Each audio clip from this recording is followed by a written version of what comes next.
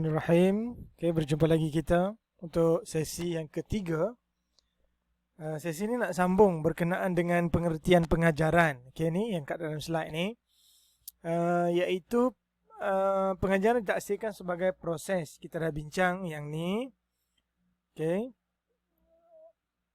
Lepas tu dia kata juga tentang interaksi pun kita dah bincang yang ni. Lepas tu dia kata sebagai satu bidang sains pun kita dah bincang pada sesi yang kedua. Jadi kali ini nak sambung berkenaan dengan yang ketiga, iaitu satu bidang seni. Bagaimana pengajaran dikatakan sebagai satu bidang seni? Pengajaran dikatakan sebagai satu bidang seni. Seni macam mana? Seni di sini bermaksud bakat. Okey, bakat. Objektif yang nak disampaikan dalam satu-satu sesi PDP itu memerlukan kepada bakat dan kecekapan guru untuk menyampaikan pengajaran dengan cara dia tersendiri. Baik. Contohnya kalau guru pendidikan kanak-kanak tu boleh menyanyi. So dia menyanyilah.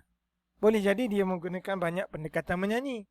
Dia ajar ABC menyanyi, dia ajar CV menyanyi, lepas tu dia reka lagu-lagu yang menyanyi.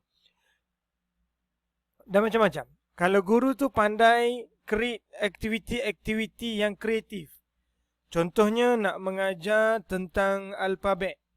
Jadi guru tu create aktiviti yang kreatif. Kreatif macam mana? Dia nak ajar ABC. Sebelum guru mengajar ABC, dia memperkenalkan dulu angka-angka ABC yang ada di persekitaran tadika. Lepas tu dah selesai sesi PDP, dia buat aktiviti. Okey, aktiviti tu guru telah sembunyikan huruf-huruf A, B, C, D, E sampai F mungkin. Sebab sesi pengajaran itu silibusnya sampai F. Jadi guru dah sembunyikan. Dia letak bawah kerusi, dia letak bawah meja, dia letak bawah dekat papan hitam huruf-huruf tersebut dan dia minta pelajar cari. Okey, dan guru tu buat huruf tu sama dengan kapasiti pelajar. Contohnya kalau pelajar 20, guru tu buat 20 huruf. A mungkin ada 2, B mungkin ada 2, C mungkin ada 2, E mungkin ada 2. Jadi cukup untuk semua pelajar dapat huruf. Jadi pelajar cari dan jumpa, pelajar pun sebut, cikgu saya dapat. Kalau pelajar tu salah, cikgu tegur. Cikgu betulkan. Okey, kamu dapat B. A-nya macam ni B. Itu contoh seni. Okey, seni. Dia ada bakat dia tersendiri dan kecekapan dia tersendiri. Tak semua, perlu ingat ya, tak semua orang boleh jadi guru pendidikan awal kanak-kanak. Kena ingat tu, hatta seorang profesor sekalipun, dia takkan boleh jadi guru pendidikan awal kanak-kanak kalau dia tidak ada bakat untuk jadi seorang guru pendidikan awal kanak-kanak. Cuba kita lihat balik guru tadika kita dulu. Okay, kalau belajar di kemas-kemas lah. Kalau belajar di pasti-pastilah. Kalau belajar di tadika swasta. Okay, lihat guru kita macam mana dia ajar kita. Dan dia berpuluhan tahun mengajar dalam bidang pendidikan kanak-kanak ni. Jadi ini bukan satu bidang yang main-main lah kan. Tak semua orang boleh jadi. So kita kena bangga kita jadi cikgu pendidikan kanak-kanak. Sebab perkembangan mulanya seorang kanak-kanak tu nak jadi pandai, nak jadi huruf, bukan nak jadi huruf, nak kenal huruf, bermula daripada guru tadikanya yang mengajarnya ABC, 1, 2, 3, mengeja dan sebagainya. Okey, baik. Habis keempat kategori apa? Proses dah diterangkan, komunikasi juga dah diterangkan, sains pun dah diterangkan, seni pun dah diterangkan. So ini kita nak sambung lagi sikit. Ciri pengajaran. Okey, ciri pengajaran. Pengajaran dia ada dua unsur utama, iaitu guru dan murid. Kalau tak ada murid, maka tak ada guru lah. Orang tak akan panggil orang tu guru kalau dia tak mengajar murid-murid. Orang tak panggil guru kalau dia tak ajar pelajar dia. Orang tak panggil dia pensyarah yang mengajar kalau dia tak mensyarahkan sesuatu ilmu dia terhadap pelajar dia. Adakah orang nak panggil doktor pensyarah? Tak ada. Doktor lah. Okey. Kalau pensyarah lah. Kalau guru lah. Orang tak panggil nurse tu guru, tak panggil. Sebab nurse kerja dia ialah merawat orang sakit. Dia tak mengajar. Okay, dan macam mana guru mengajar, dia tak ada andragogi, dia tak ada pedagogi. Okay, jadi dua elemen utama iaitu guru dan murid. Guru mendidik murid sebagai anak didik. Ia ini orang yang dididik oleh guru. Itu ciri pengajaran. Jadi antum semua ni, kalian semua, insya-Allah akan jadi guru. Okay, akan jadi guru. Okay, baik. Pengajaran hanya bermakna apabila wujudnya pembelajaran. Maknanya bila orang belajar sesuatu, maka pengajaran itu akan bermakna lah. Okay? Contohnya saya mengajar awak teknik pedagogi. Awak faham apa itu pedagogi? Itu bermakna pengajaran saya bermakna dan tercapai objektif lah. Kan? Baik. Yang ni saya tak nak bincang. Sebab yang ni besar. Kita skip. Yang ni pun skip. Okay, yang ni dia kata pengalaman. Yang ni sambung daripada yang ni.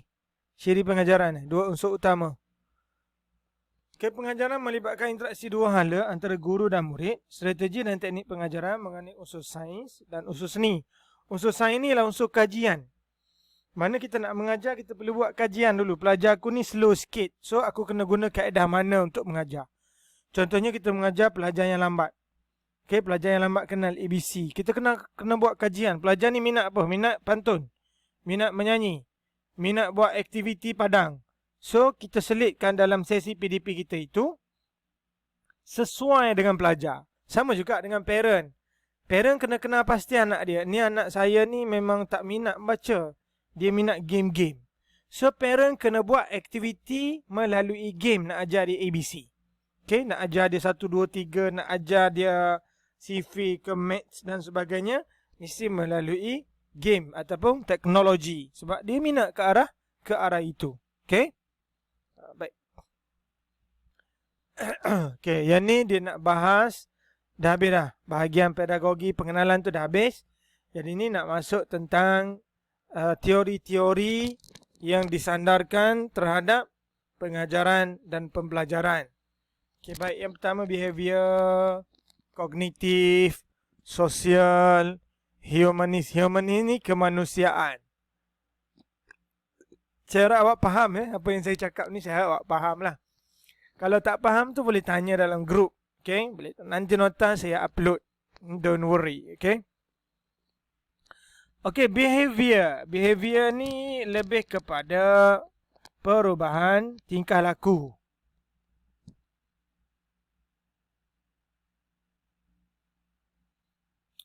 Pengajaran untuk mengubah tingkah laku.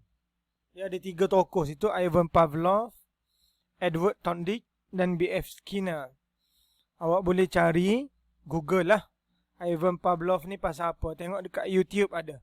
Nanti saya akan buka dalam grup berkenaan dengan Ivan Pavlov, Edward Thorndike dan B.F. Skinner. Saya tanya dalam tu. Saya nak semua orang jawab dan bincang. Okay, saya akan jadikan 3 tokoh ni sebagai quiz. Okay, quiz. 5 markah. Siapa yang tak join dan tak bagi kupasan ataupun cadangan idea, sumbangan idea, maka dia tak layak untuk dapat 5 markah. Jangan risau, nak serang habis 7 minggu ni akan banyak quiz. Sebab markah akan dinilai melalui ataupun markah akan dinilai dari situlah. Baik, behavior ni dia nak membicarakan tentang pembelajaran untuk mengubah tingkah laku.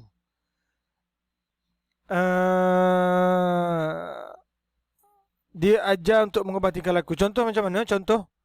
Contohnya kalau kanak-kanak tu jadi baik, dia akan dapat sesuatu. Rangsangan, beri rangsangan. Kanak-kanak ni jaga tingkah laku dia jadi baik dalam kelas, dia akan dapat satu pensel warna di hujung tahun nanti. Itu contoh. Okay, pengajaran. Okay, pengajaran untuk mengawal tingkah laku, baiki tingkah laku. Kalau nak tengok B.F. Skinner, Edward Thorndike pun boleh. Sekejap kita buka slot ni. Edward Thorndike. Edward Thorndike. Okey, ni Edward Thorndike. Kalau awak boleh tengok kat sini, Edward Thorndike ni dia lebih kepada sekejap, kat sini ada. Awak boleh nampak, don't worry. Masa ada lagi 3 minit untuk video ni close. Saya harap sempat lah kot.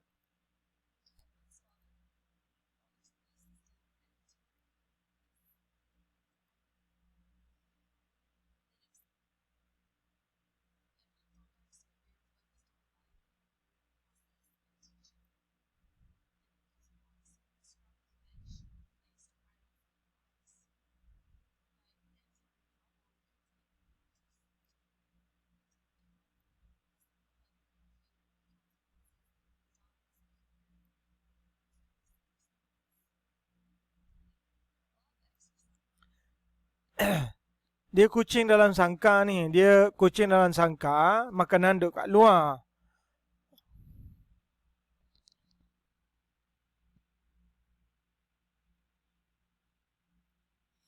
Lepas tu bila kucing tu cuba untuk mengambil makanan, tiba-tiba dia tersentuh dengan satu button tu, menyebabkan pintunya terbuka. Okay, jadi dia pun tarik je button tu, pintu pun terbuka. Akibat daripada perubahan tingkah laku tu lah. Okay, dia nak ajar tentang tingkah laku. Ini Thorndike, Edward Thorndike. B.F. Skinner, yang ni tak familiar sangat. Yang kita nak tekankan ialah B.F. Skinner ni. B.F. Skinner ni pasal tikus.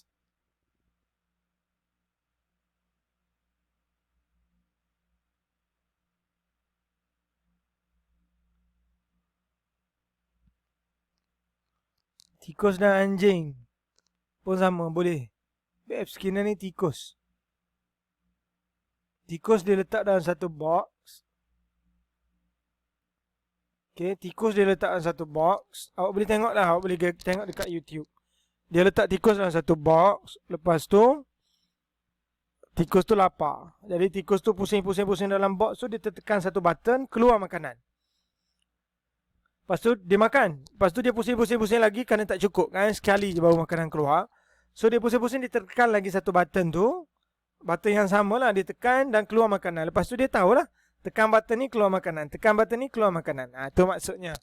Rangsangan untuk mengubah tingkah laku. Daripada tikus tu tak tahu untuk tekan button, bila dia terangsang kerana lapar, dia tertekan button, and then dia save dalam fikiran dia bahawa tekan button, keluar makanan. Tekan button, keluar makanan. Ivan Pavlov,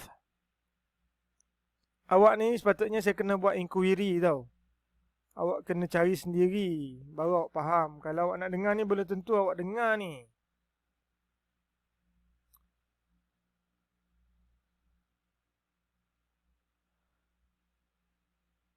Ivan Pavlov. Ivan Pavlov ni pasal anjing. Bila dia bunyikan loceng, dia letak makanan, lalu air liur anjing keluar. Lepas tu, dia bunyi loceng, dia letak makanan. 2-3 kali dia buat macam tu.